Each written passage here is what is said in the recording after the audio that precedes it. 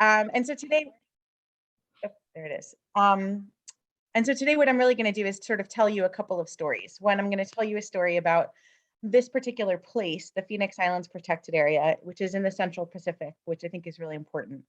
I'm also going to introduce you to deep sea corals, although I'm sure Julie Huber did a wonderful job of introducing you to the deep sea environment. I'll sort of share some of the organismal perspective to sort of complement the microbial work.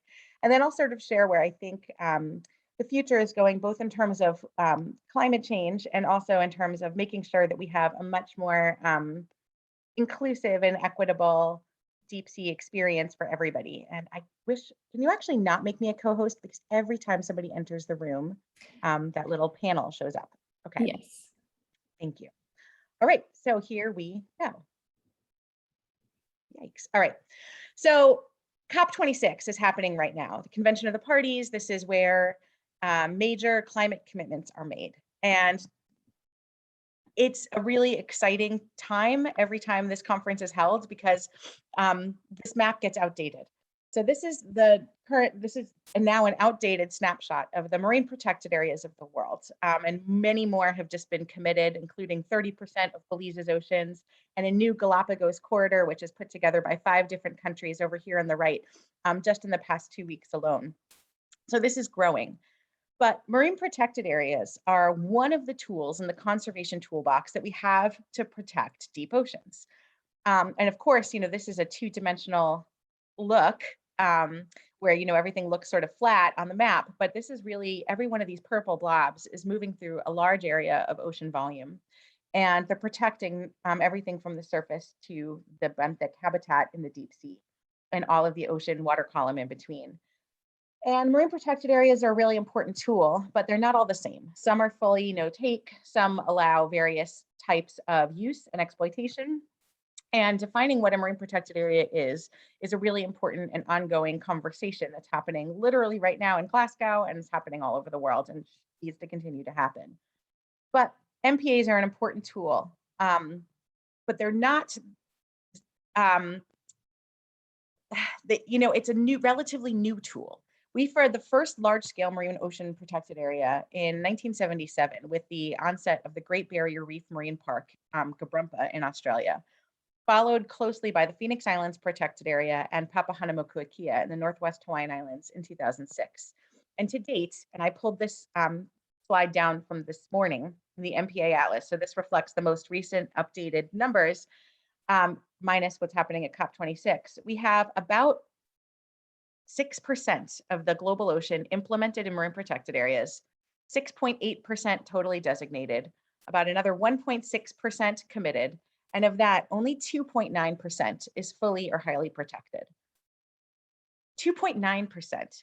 I think about this number a lot, right? When we have 7.8 billion people on the planet and we depend upon our deep oceans and our coastal oceans and our surface oceans and the mid-ocean water column, 2.9%, it's not sufficient to really support 7.8 billion Earthlings and the single planet that we have.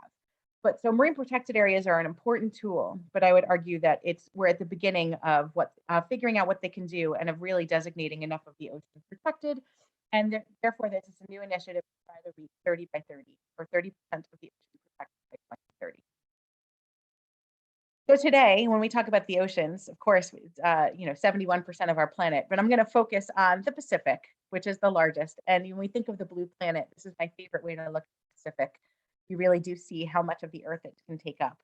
And I'm going to talk to you about a specific spot in the Pacific, the Phoenix Islands Protected Area, which is one of the oldest marine protected areas and certainly the oldest put together by a least developed country.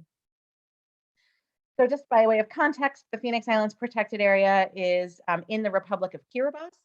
It's a small country spelled Kiribati. It was actually a very cool protected area. It's in the central archipelago of the 3 archipelagos, the Gilbert, the Phoenix, and the Line Islands that the country has. And it is currently actually may not be the largest and deepest anymore, but we were the largest and deepest UNESCO World Heritage Site and have been around since 2006, so one of the oldest ones. And it's an interesting thing because it's named after the islands themselves. And the islands are teeny tiny. This is Nicomaruro. This is famous because it's the place where Amelia Earhart, the famous aviator, may have gone down. And if you look at this, you're drawn to the dazzling coral lagoon. You're drawn to this really fragile and beautiful and relatively pristine and uninhabited shoreline, and the small bit of beach that you see, and of course the reef crest, the white reef crest sort of ringing this atoll. And Darwin, when he first discovered these atolls, was dazzled by them as well. But I want you to focus on the dark water behind. That's not just a black background. That's the deep ocean. I can barely throw a baseball, and I mean, I can throw a baseball standing on the shore to the deep sea. That's how close it is in these islands, and the atolls, which are volcanic in origin and basically are very steep sided, and the deep sea is all around. And in fact, is the vast majority of these spots. So I'll give you a very quick orientation and introduction to these islands. I'm just trying to show you what the land looks like. You can see what it looks like around it. So this is a coral Canton, which is the only inhabited island, 25 to 50 people. Sort of known for the Apollo mission, space station satellite, the area that's there. There's a cool runway that's part of the Pan Am hop across the Pacific, coral lagoon, and then beyond here's Rowaki, not a single tree, just tiny bird nesting island, the turtle nesting island, and again, helps make you see how fast the ocean floats. This is all drone footage. As you take a look at our next island, which should be coming up in seconds now, you'll see that it's not an island at all. It's a deep seamount that comes just shy of breaking the surface. And so this is an entire underwater mountain. You can really only see where it would be on these calm days. And then this is Nicomoro, the island that I showed you before. And again, you can see this uninhabited space, but the deep sea all around. So the way I like to think about this is with this cartoon. This poor human thinks, oh my goodness, day 44, still stranded with nothing but flat, empty water as far as the eye can see. And this is a normal view if you aren't used to looking below. But of course, right, when we think about what this island is perched atop of, especially in the central equatorial Pacific, there is a huge underwater mountain that either breaks the surface or doesn't, which hosts a variety of life. So just to show you again a map of the Phoenix Islands protected area from a deep ocean bathymetric perspective, you can see here this sort of hadal trough, which exceeds 6,000 meters. You can see all of the islands, which are marked in white, and then you can see an underwater mountain chain and clusters of seamounts. And this is a really rich and diverse deep sea habitat, of course, with abyssal plain in between, and about roughly 4,000 meters of water column as the average depth at every point. After 20 years of marine science in PIPA and multiple deep sea expeditions, we have started to learn what's there and how it interacts with the surface oceans, which is how we relate to climate change. But first, the conservation perspective. This is one of the few marine protected areas that is fully closed. It is fully closed to all commercial and exploitative activities. If you look at the Phoenix Islands, our funny little diagonal flipped corner box, this to the left, you can see all of the fishing day activity prior to closure. So it was heavily fished. And post-closure, you can see the same 6-month period presented over here. It really is not fished at all. And this is important because in this equatorial Pacific region, which is a really important spot in terms of El Nino and La Nina events, in terms of ENSO hotspots, and in terms of and there's no human activity. There's 25 people here in the entire archipelago. It's a place to ask whether or not climate change is really having an impact. And it's easier and a more true baseline to understand what climate change can really do when you have no other disturbance. And that's what really you have here, is an area with very little, almost no disturbance, in a place that's very climatologically relevant. We all know that the ocean is warming and warming rapidly.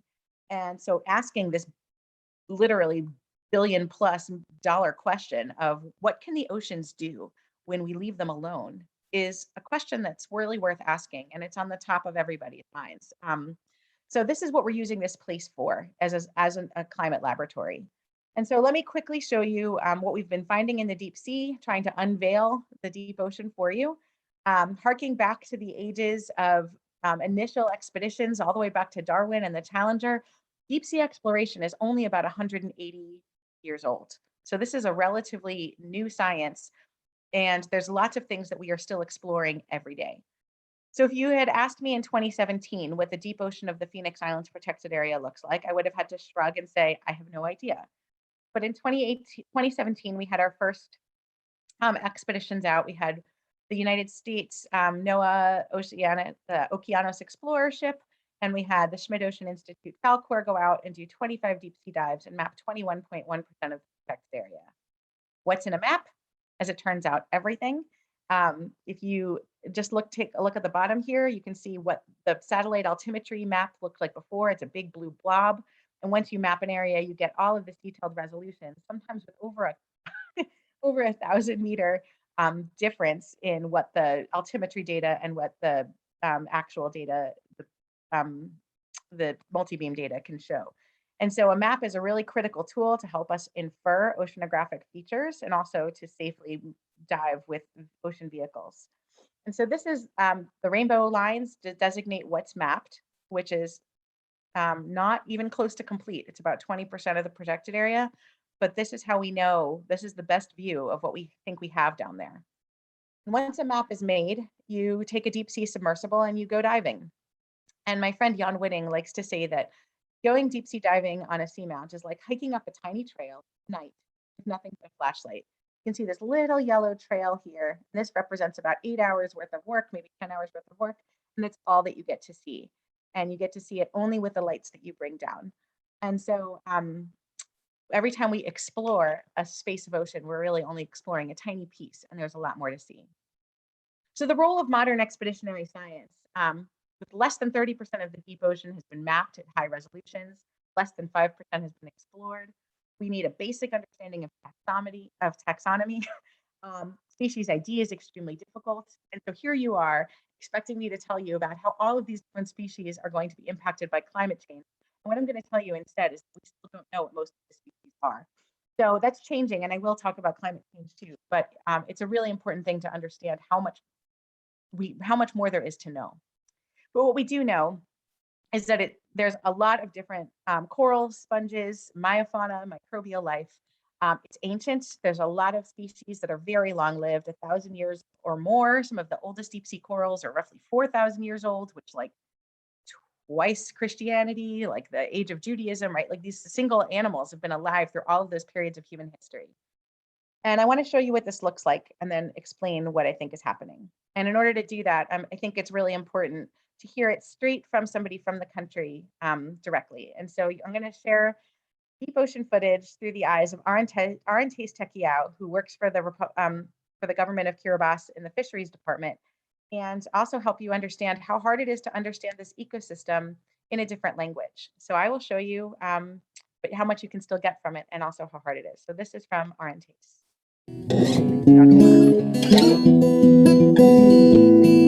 About it, around the stigio, man, the fisheries, either the cruise, and not on the people yon the research vessel, Falco. Kay estimatona pa namin ay nanon anamerawa the Phoenix Islands protected area ke pipa ayara ka 1 week nanon the meton the kakay the sampling or the meton nanan studying nanon karon the kakay or the go nanon the merawa na kon to na changa na kon wo changa the nano yantar ay nanon the pipa kay the tayay.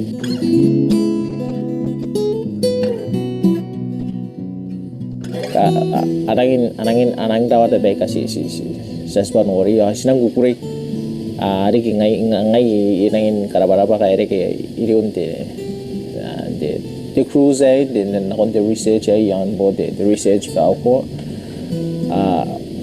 guys ko na nori beka nang kami mi aramontay ngai nori na pe yarari ayega tay ngai na pen pondan merawan na pip si sinang ingay nang inukuri nang karabarap kay sinori ya kay sa spatay nuri pe ka kami mi yantar ay te me werik nanon te raro to wana na kung uwa te kilometer ro de kaki yara ni below the surface ge sa san doro ko me kay may mai na si sigaro ay ka kay ka nanoy ka dinan ay ka ora kay sa ro ko din tinano ay nuri kina ika men bakwa te kika ka ko sirawari kinna kan ati inanga gugre ku kunori pe kai ai ka ra ko joy men no nori me mai nan no me sing guys na de me don wa kon de me ton na ba ka ja kai arun de tan te tiranare te magure ka mete pai me de jaga kai na kin janan sampo si bugin de tan di kita kai ke karena na ba ko ara ko te me to ni ri na follow us the Schmidt Ocean on the YouTube page on Facebook. Like and follow and share on Facebook. Take it right. So I think it's really powerful to see all of these images and to try to think about how to introduce this ecosystem to novel audiences. In the case of Arendtase, he was trying to explain the deep sea ecosystem for the first time because this was the first deep sea research ever done in his country. And trying to explain this with a country whose max elevation is 3 meters. And so trying to describe what depth really looks like when you don't have mountain ecosystems to counteract it to is really challenging. Trying to describe that there are animals that are 1,000 years old, that are colorful, and that are important to what's happening at the surface is even more challenging. And trying to do this in a system where we don't know very much about what we're seeing is even more challenging. And this is the challenge that I think, as educators in the room, we all have to think about how to do this in new and exciting ways. So I'll just share a little more information with you, and then I'm excited to start our discussion. So taking this let's come up with a little case study of what happens with 3 years, massive amount of work by the US government, 431 days at sea, 24 cruises, 13 ROV cruises, including the Phoenix Islands area. This was the capstone campaign. And saying, okay, with all of this work, how much do we know and how much do we not know? 168 ROV dives, almost 900 hours of seafloor video. And while there's a lot we were able to describe, there's a lot we couldn't. And it turns out that the percent unknown is staggering. If you look at the family level, which is the highest taxonomic level here, so it should be where we know the most. In some cases, and at certain depths, we were still only able to, identify about 60% of the families, leaving about 40% unknown. And at the species level, there was even less known, right? About 80% of species in some depths. This is not just corals. This is coral sponges, echinoderms, a number of myofauna, other things, which couldn't be identified to the species level. So it's a very hard thing to do, to talk about what the impacts are when the baselines are being described right now at this moment. The best way I like to think about this is we've made these diversity pie charts where you have species in the outer ring, genus on the middle ring, and family in the innermost circle. And if you take a look at 12 o'clock and you will counterclockwise, the big percent of the big black bar represents unknown. And you can see that at the species and at the genus level, there's a lot unknown even for deep sea corals, which are arguably the best described. True again for deep sea sponges, and even more true for echinoderms. And these are just the most common groups, major groups, sort of the phyla level or class level that you'll find in the deep sea. So there's still a lot to know. And so the big question is, how will the deep sea be impacted by climate change? We're still answering that question. But we know that there's likely to be a lot of effects from plankton and surface food webs. All of the food in the deep sea comes from the surface. It moves through the water column, getting ingested and egested out, and it goes through many, many different fluxes and cycles. But in the end, it actually is what the nutrients, the marine snow that feeds the deep sea. So things that happen at the surface impact the deep. We also know that surface warming will mix into deeper waters with the way that currents flow. And because the deep sea has historically been so stable, supporting animals that have been alive for 1,000 years, right? Even small changes in warming can impact these animals. And warming is not just an isolated variable. It impacts ocean chemistry, including ocean acidification, which also will change at these depths, which is going to be a really important thing to study and to understand. At the same time, we don't have the tools to understand what's happening in even these baselines in the deep ocean. 98% of the ocean is considered deep sea. There's about 70% of countries with deep sea within their exclusive economic zone, and only 16% have access to scientific study. So we need a different kind of global change. At the same time, we're trying to understand climate change. We need to be able to enable study and investigation and exploration so that we know what we have before we lose it.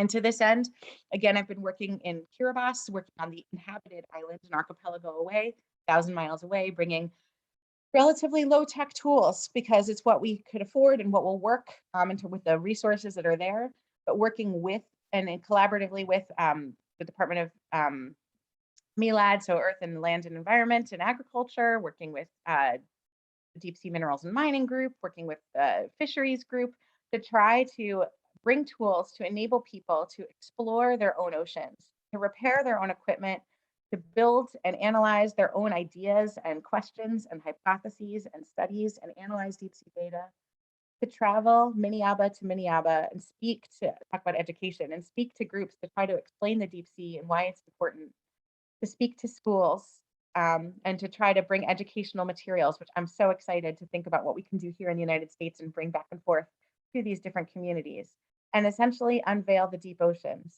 We can learn a lot more and also inspire the next generation. So we have done a lot of work with a lot of people, scientific exchanges, bringing course credits, technology transfer, outreach. But the simple idea here is simply to discover and explore with the larger goal of trying to stay a leader in marine science conservation, answer the billion-dollar plus question of, can the ocean heal itself and survive climate change when there's no one else around? Marine protected areas are one tool to answer this question, but I think how to educate the next generation is going to be the topic we'll tackle today. So thank you very much for listening, and I'm excited to chat with everyone. See if I can make this work. Thank you, Randi. So if you have a question, go ahead and enter it in the chat here. I'll check Huva in just a minute to see if there's any questions over there, but we'll take a few questions on the science if there's any, and then let's get into our discussion about how we can apply this to different educational settings. The first one from Beth is there a difference in rate of ocean acidification between deep sea and the sea surface? Yeah, that's a great question. And the answer is yes. And the impact will be felt differently as well. So the calcification rates of different types of organisms is going to be different between the surface and the deep, mainly because surface corals, for example, are photosynthetic, which means they can, use their symbiosis to help them fix carbon, which enables higher calcification rates and also buffers to some extent at the site of calcification. And this is a really important thing because like coral skeletons are what enable shallow coral reefs to get huge. In the deep sea, there are still scleractinian or calcifying corals, but they don't go down to the deepest sections. They about 1,000 meters is probably the deepest you'll see them. These little cup corals, and you can see some other reefs, and they survive at ocean pHs that you would never see shallow water corals surviving at. So the animals themselves are adapted to handle different ocean pHs. And so the rate of change is going to be different across the different depths, and the organismal tolerance for the rate of change is going to be different at different depths. And so it's calcification and also dissolution, which are going to matter a lot. And that's just from the coral perspective. When you think about it from food webs, what happens at the surface will also impact what's happening at the deep in terms of carbon transport. So there is a difference, but it's not a straightforward sort of linear relationship. It's a really complex web. Randi, I've also heard from work in the Gulf of Maine that rising temperatures kind of mask the effect of ocean acidification. Do you see that happening there? I think that yes, it's sort of a question of what's going to kill you quickest. That's what you're saying, that rising temperatures will be more extreme and will sort of have the first impact, right? And so we won't even get a chance to see the impacts of acidification. And in the deep ocean, I'm not sure that we've really gotten to that point where we've seen the mass mortality, for example, that we see to bleaching events in the surface. And in fact, we haven't. So I don't know whether that will remain true in the deeper oceans, the same way that we sort of see that in the surface. Okay, the next question from Mia is, what do the conversations between scientists and commercial local fishermen look like when establishing these MPAs? All the things. So everything you can possibly imagine. There are people who are really excited to think about the protections of the oceans, because there's a lot of fishers in different parts of the world who understand that you can fish now, but if you overfish now, you won't have anything in the future. And so I think there's, in many cases, the fishing community is really big advocate for conservation. But there are other times and other places where that's not true. And so I'll say, sorry again to invoke complexity, but different conversations in different places at different times. Local fishermen in particular is sort of an interesting thing in the Phoenix Islands, because there really aren't any. We can enable local fishing for subsistence fishing for the 25 to 50 people who live there. But when we talk fishing, we're really talking about offshore tuna, long lining, and purse seine vessels. And that's a completely different community of people. And the way it works is that the tuna fishing and licensing works on a vessel day scheme, which means that countries get a certain allotment of licenses for a vessel day. And PIPA's huge, but it's also tiny. So it's 11% of the exclusive economic zone for Kiribati, which is closed, but it means that 89% is open. And so they have been able to fully sell all of their license days, even with keeping this protected area closed. I see the next question, right, from Valerie. Yeah, from Valerie. Given that a full knowledge base of the area is not available, what intermediate questions are you interested in exploring? Yeah, that's a great question. So I'm really interested in some of the microbial interactions with corals. My lab is really interested in partial predation on corals, and then once you have a wound, right, what's the potential for infection? So trying to think about sort of questions about immunity, and that's, every lab has their own little slice of things that they're interested in. But I was in a call yesterday thinking about habitat characterization and how do you call a site characterized? And that call was like, what is a site, and what does characterization look like, and how do you know when you're done characterizing it? And the answer is never, right? Because you can always, I'm sure as Julie told you, right, you know that you'll always have a new layer of microbial life to think about, and which is super diverse and huge, and ocean chemistry is going to change. But I think that we now know enough to start to characterize habitats. Certainly the world is moving, the United States in particular is committed to mapping 100% of its EEZ. And we're starting to really move forward with trying to characterize more and more of the animal life. Taxonomists are working as fast as they can. Geologists are working as fast as they can. So I think it's a matter of setting baselines and then starting to really, for me, tease apart the ecology of how the ecosystem works. So that even when you don't have a full site characterization, if you see a couple of interactions, it might give you a hint into how the ecosystem functions.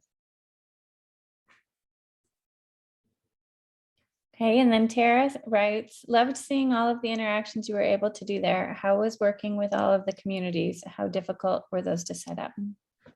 So I have a 15-year relationship with this protected area, which really helped. And we have a paper that should come out hopefully in the next couple of months called My Deep Sea, My Backyard. It's a case study of doing this in Kiribati and in Trinidad and Tobago with my colleague and collaborator, Diva Aimee and Katie Croft Bell. And one of the things that we have recognized is that working within the culture of the country, working with local collaborators is absolutely key. And it has to be an open and two-way conversation. Going in with, hey, here's what I have to offer is a really good beginning, but then you have no idea, you can't go in knowing what the endpoint's going to be. It really has to be open to genuine collaboration and conversation. And that's wonderful. It's hard. It's not short term. It doesn't fit into the scope of most small term budgets, but if you have a backyard community of deep ocean, of which there are many, even here in Boston and in the United States, right? You can set up those long-term relationships. And that, I think, is the key to long-term success. Okay, so I would like to invite anyone to unmute themselves and ask a question. especially anyone who has an idea or an application of how you might use this in an educational setting.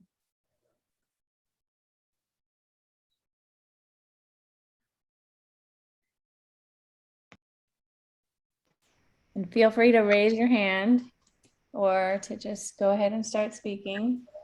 Hi there, this is Valerie. I just was thinking about marine protected areas and wondered how much, showing the map with all the different blue areas that are protected, what is the extent of protection? Is it from the surface to the benthic area, the whole water column, or are there limits to that? So every MPA is different, and this is part of the problem. It's a great question. So yes, it goes from the surface to the bottom. However, different MPAs have different standards of protection. So let's talk about Stellwagen Bay Marine National, what is, As a marine sanctuary. It's a marine sanctuary. Sorry, it's all swirling in my head. That's a marine sanctuary.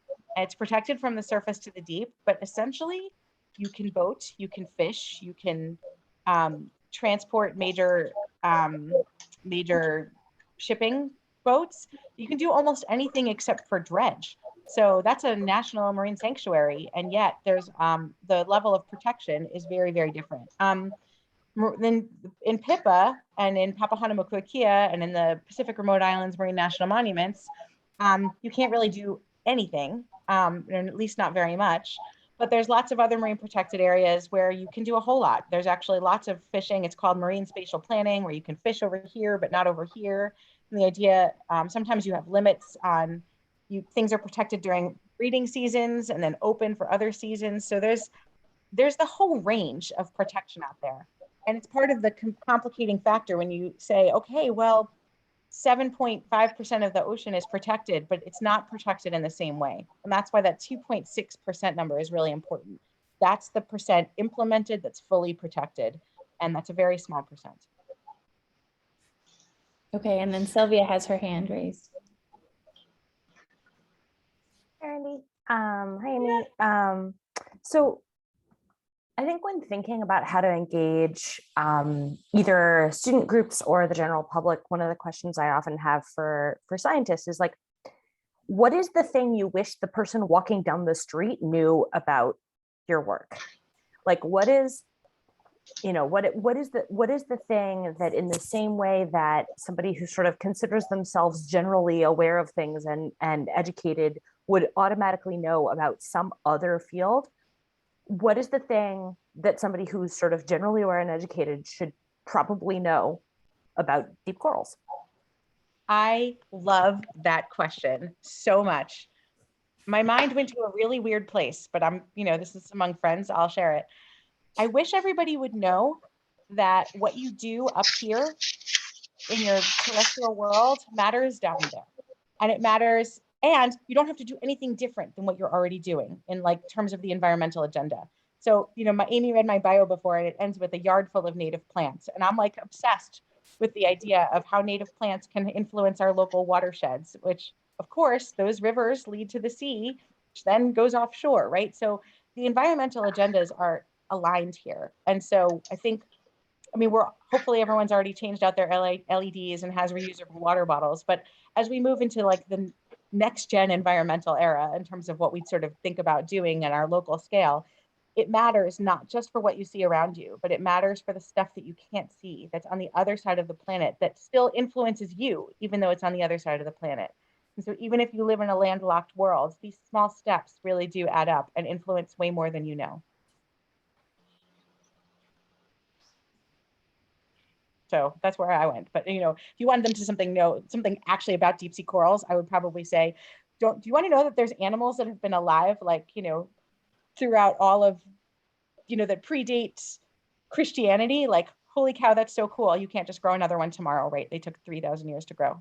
They're still, so we got to take care of them. Maybe that would be the one thing I would say. And then Susan Haynes, you're next. Randi, I'm just so excited to see you again. Me too.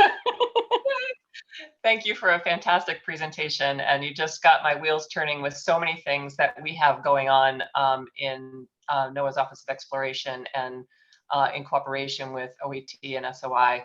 and just all of the exploration that's happening out there. We've got to work harder to get that out into the education community. And in the midst of COVID, we've done a lot of shifting and working with the Inner Space Center to do some educator professional development. So I will be calling you. I will answer.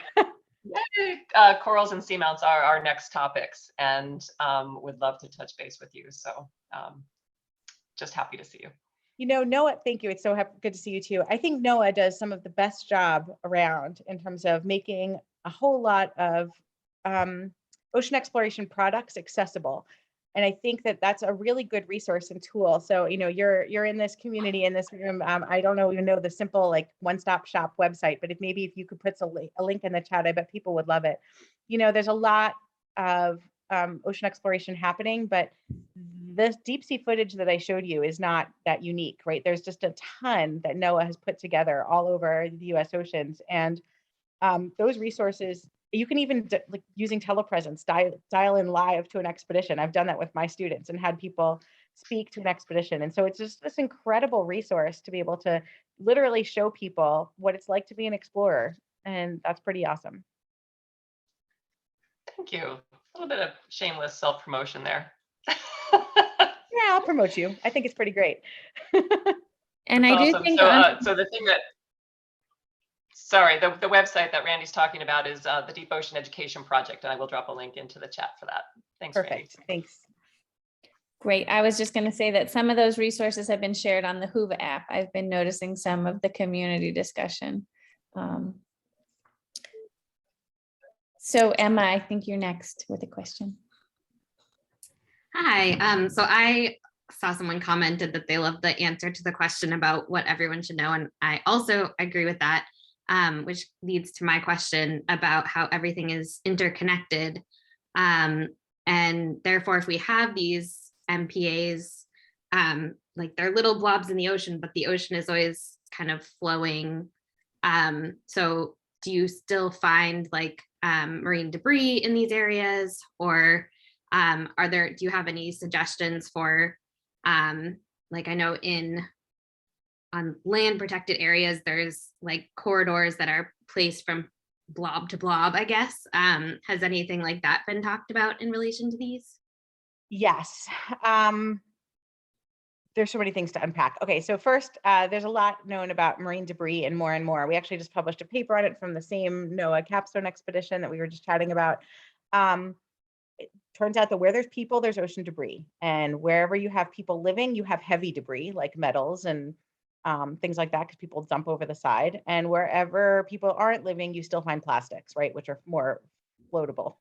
And you'll find other types of debris too, right, chemical signatures of things that are degrading and breaking down, right, from either plastics or from shipping fuel or other things. So there's no spot that's truly pure wilderness that's untouched, right? I think we know that. But people are cognizant, I think, now of the impact. And the biggest thing is to try to not put new debris into the ocean. And then certain types of debris are more tolerable than others. So in terms of deep sea debris, a lot of organisms are found to live on and around it.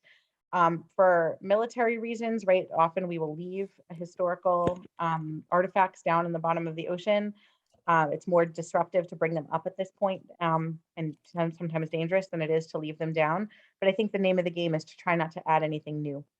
In terms of corridors, people are just talking about that now, but MPs are really hard to set up, and corridors usually require international cooperation with multiple countries. And so I think the Ross Sea and the new Galapagos corridor are the first two examples of that, and I hope we'll see more. If that answers your question. I see there's a lot of stuff in the chat going on. Yes, thank you. Yes, we're at 10:50. So Nancy was just asking if she could connect her classroom from Brooklyn, which would have been great. I'll refer her to Nancy. There's going to be another session, so there'll be another discussion in the 11 o'clock hour that maybe your class can join one of those. There's 3 of them. And thank you, Randy, so much. The question and answer on the Whova app will be up. And so if you ask questions there, either Randy or myself can get you answers. And thank you, everyone. This was great. So fun. It was great to connect with you all. Aimee, thank you. You're welcome. Thanks so So much. there's another session. There's 3 more sessions that you can choose from, starting in about 10 minutes or 8 minutes now. So at 11 o'clock, you'll have another chance to join another discussion. And then we have trivia and networking. So, Awesome. all right. Bye. Bye.